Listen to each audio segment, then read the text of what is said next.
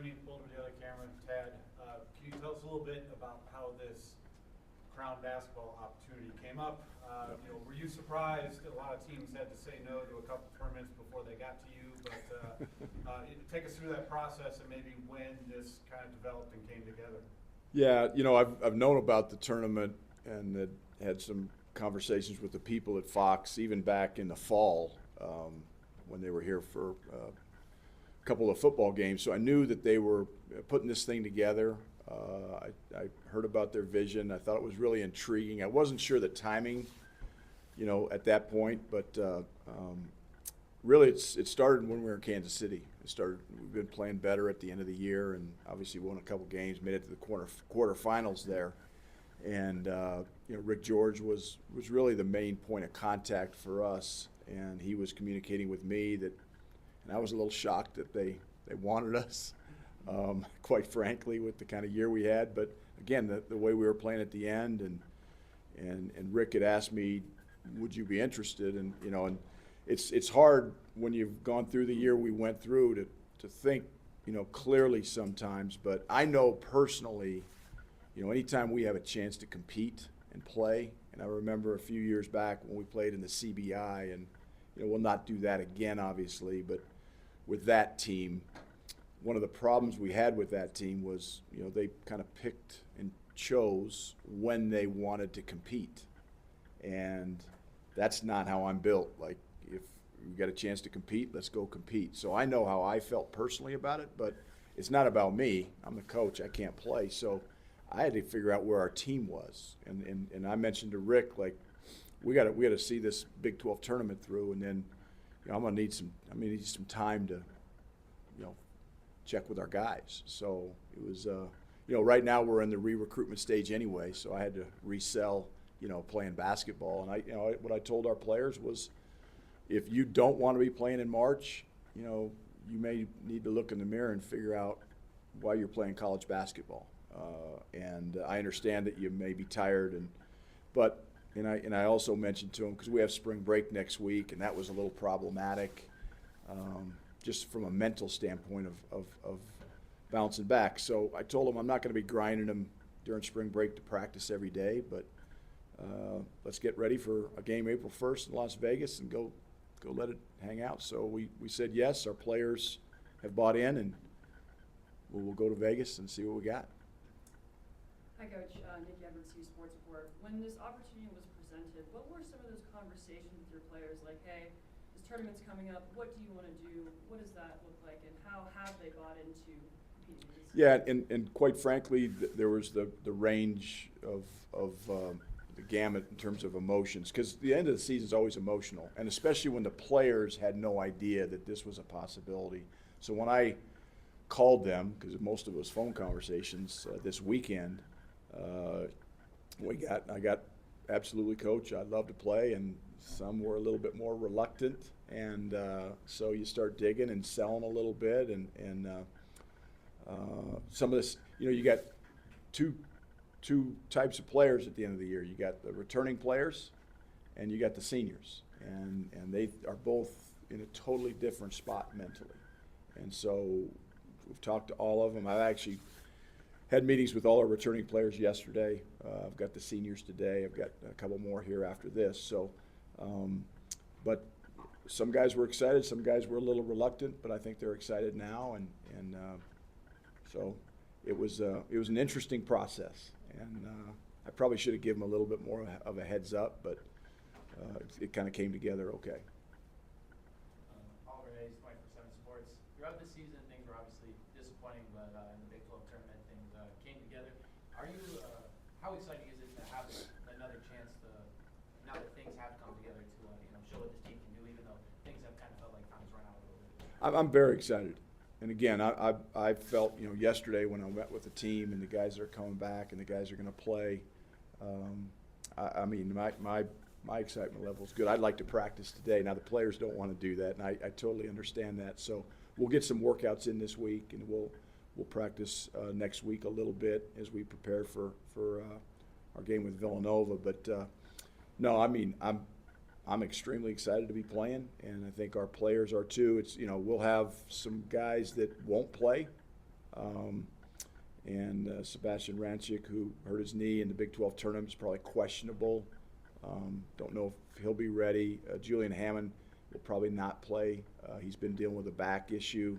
So not that he doesn't want to, he just feels like he needs some rest. And so we'll have our roster kind of put together here in the next, by the end of today, figure out what we got. We got enough to go play and compete. But I'm looking at it in two ways. Number one, giving our seniors that want to play a chance to continue to play, but also use it as a springboard into next year with the returning players. And that's, to me, that's what I'm excited about. And I always say if I'm not excited at the beginning of the season, if I'm not excited at the end of the season for next season, it's time for me to get out. And but I'm not there. I'm excited. Greater. Coach, background Associated Press. I was talking to we asked J.R. Payne this question also. Every job has things you like about it and things you don't like about it. I guess what's your happiness level with the NIL and transfer portal and all the things that go with that, as opposed to 5 years ago? That's a great question, Pat, and it's something I want to talk about a little bit later. But look, you have to change. You have to adapt. If you're not willing to adapt and change, this business will eat you up. And so, and as I look at my 30-plus year career now as a Division I basketball coach, there's been a lot of changes. And it's I go back to, can we recruit young men who have the same value system that we have as a program, that you want to coach, you want to be around. And as long as I can do that, and I've got the energy and the health and everything that it takes to do it, I'm going to do it. This team this year, the wins and losses were not where we want to be, but what an enjoyable group, and what a great, satisfying feeling to finish, in the top 8 of the league when we finished 16th in the regular season. So, and they never gave up. They stuck together, and they're great kids. We didn't have one knucklehead on the team this year that I did not want to come and coach and practice. So that says something about who we've recruited. Now we got to continue to recruit at a higher level to have success in this league, and we know that, and our players know that, and that's what the next chapter will be after this tournament's over, or actually during and before the tournament starts and after it's over, because it started already.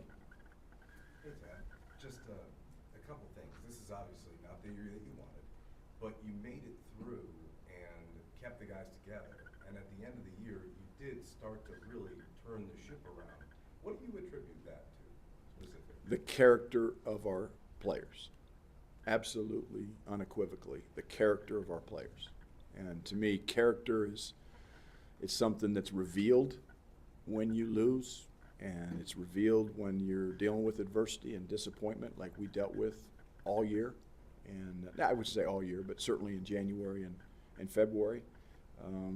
But yeah, when you got kids that have character and they don't point fingers and they look in the mirror, and sometimes you don't like what you see, sometimes I don't like what I see, you got to be able to do it and be honest with yourself and figure it out.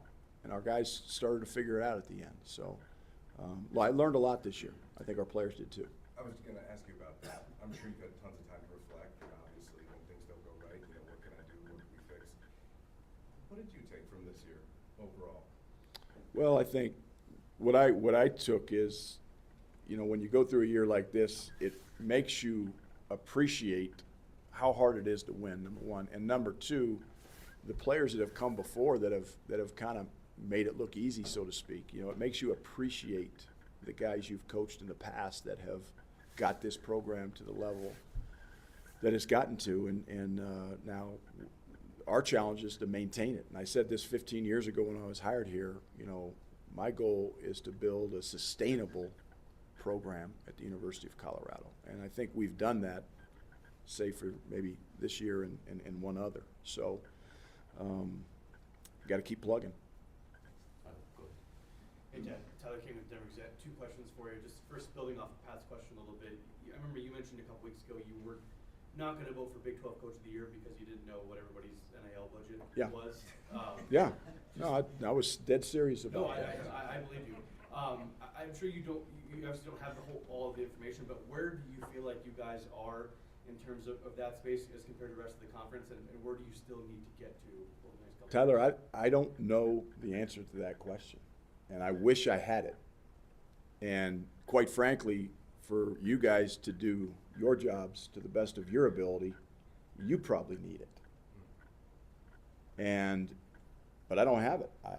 And I don't know how I'm going to get it. But I just believe that, we're getting ready for, spring training's going on, right? Like, we know what the Kansas City Royals payroll is. We know what the New York Yankees payroll is. Like, and then we can judge whether the Royals have a better year than the Yankees based upon that. Like, at the end of the day, how we're judged is wins and losses. And there's just as many coaches losing their jobs this year as there have been in years past, and that won't stop or continue, and I don't expect it to. And I'm not complaining about that. I think how we're judged needs to change. And the second part of that is that conversation we had right before the end of the season was you said you guys need to consistently have NBA players to compete at this level. That hasn't changed from the Pac-12, obviously. Does it at all sting as a coach when you have someone like a Nick Clifford who maybe you didn't get the most out of him here, but he goes on and becomes that somewhere else? How do you go through that? No, look, number one, I'm really proud of Nick, and he's having the career and the year that we thought he could have when we recruited him out of Colorado Springs. He just finished it at Colorado State. And it's funny you bring up Nick, because I have his stat line on my whiteboard in my office that I went through with our players yesterday that were returning. And it had his field goal percentage, his three-point field goal percentage, his free throw percentage, his assist turnover ratio the last year he was here. And his name's not on it. And he played 22 minutes a game that year. He started 33 out of 35 games. And it wasn't a good year for Nick. But you know what it taught me is here it is 2 years later, and he's going to be an NBA player next year. I don't know where he'll get drafted or how that's all going to shake out. But he's had a heck of a career. And it reaffirms to me it's a process. It took Nick Clifford 5 years to have this year. And it doesn't happen 1 year or after 2 years or sometimes even after 3 years.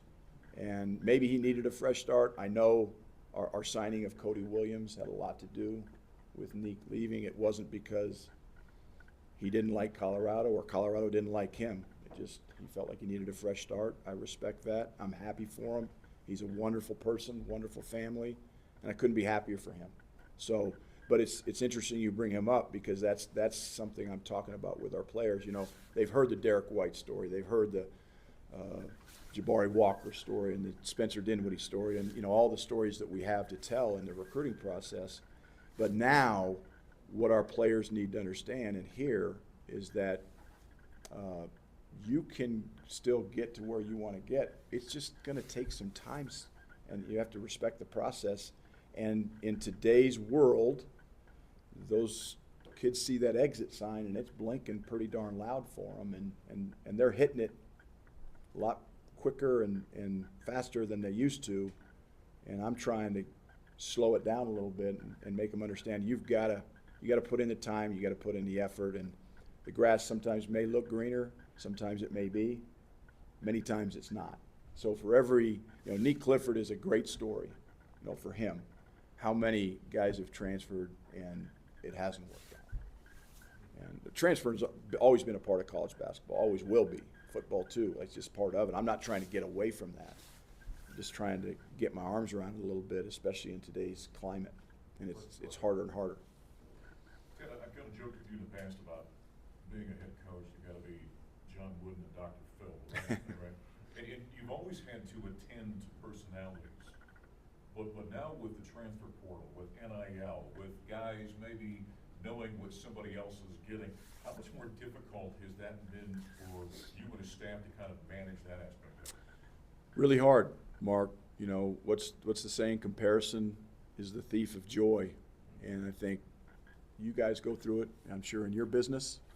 We go through it in our business as coaches. Now the players are going through it. And it's one thing for a 62-year-old man like me to go through it, and I still go through it. We all do. We're human beings.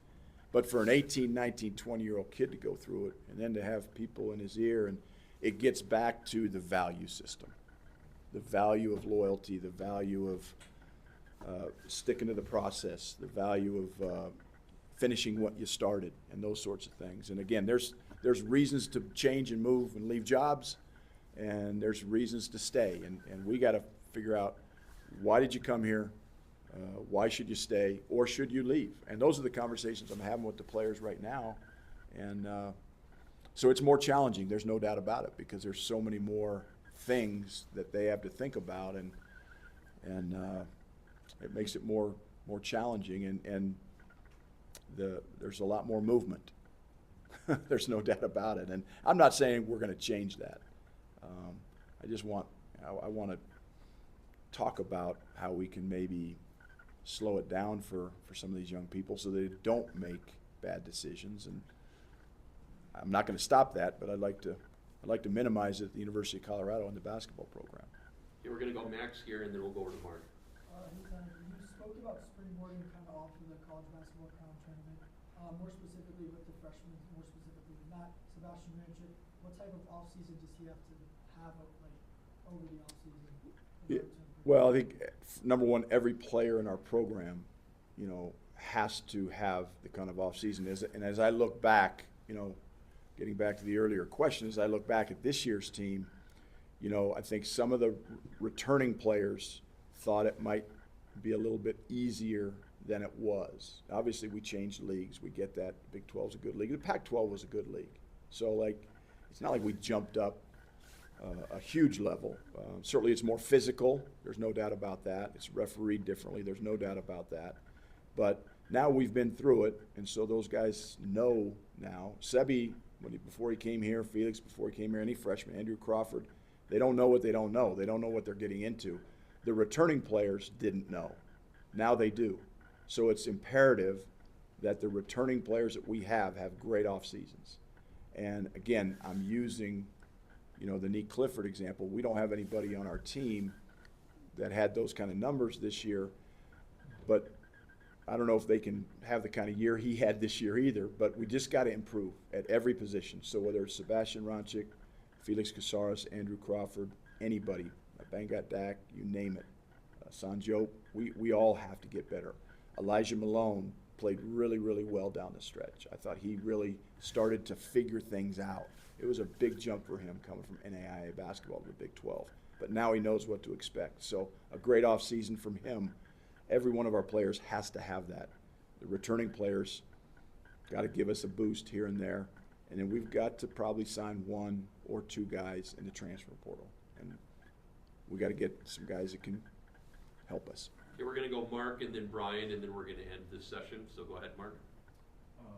Whether it's Villanova or Virginia, some very successful coaches from your generation in the past, recent months, basically said, Yep. This is not for me.